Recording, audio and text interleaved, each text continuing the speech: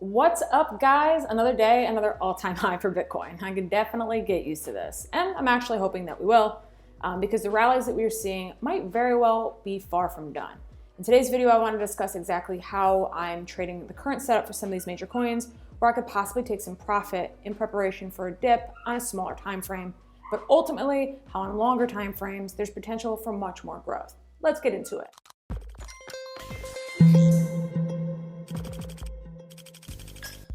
So looking at Bitcoin today, I'm not expecting much resistance until probably like 40K, but maybe much more likely like 43,500.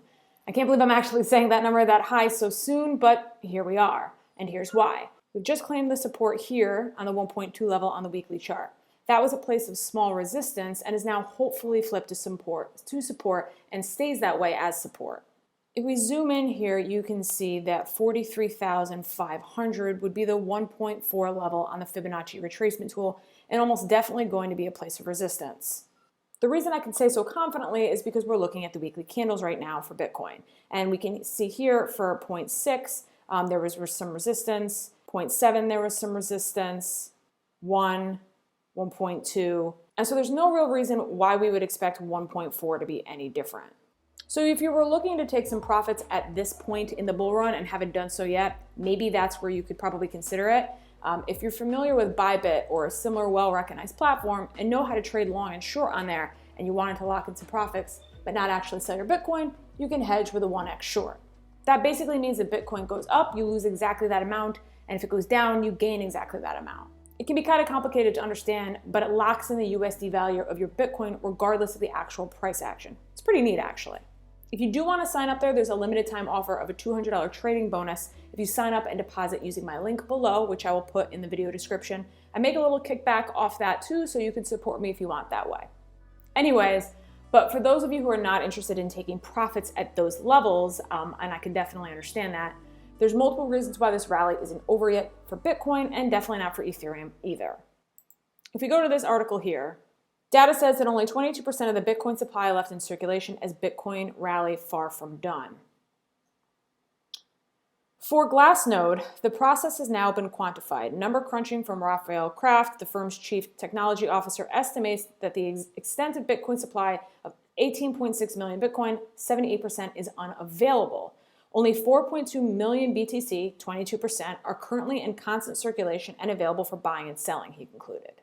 Honestly, that's really mind-blowing. Just to put that in perspective, looking at this chart below here, there's almost never been this much Bitcoin shortage in recent history. It certainly absolutely beats anything that we ever saw back in 2017. This bull run is nothing like that year, at least so far. And in terms of bullish signals, it really doesn't get much better than this, guys. It's pretty exciting. All right, so Ethereum is going to be up next. Here is the 1 hour chart. It's actually pretty difficult to chart things right now because everything's going so parabolic.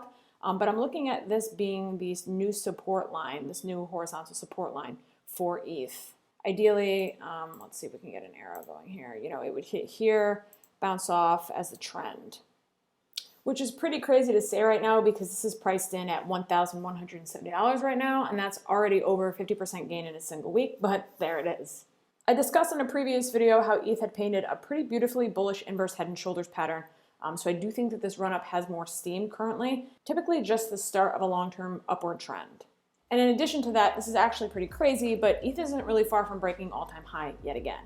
And the reason that's crazy is because this means Ethereum is entering what's called price discovery mode, which basically means that no one knows what the price of this asset should be anymore, and crazy things are bound to happen. It's exactly the type of situation that led Bitcoin going from 20K to 35K in like no time at all. That's the power of price discovery mode. That's a 75% increase in value.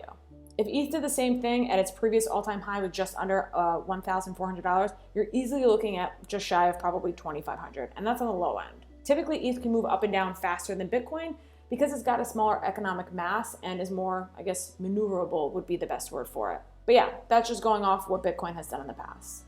All in all, we are in unprecedented times for crypto, specifically Bitcoin and Ethereum. So I think it's pretty awesome, and I'm really excited to see what happens, especially now, like I mentioned before, that we're dealing with price discovery. So let me know what you guys think in your comments down below.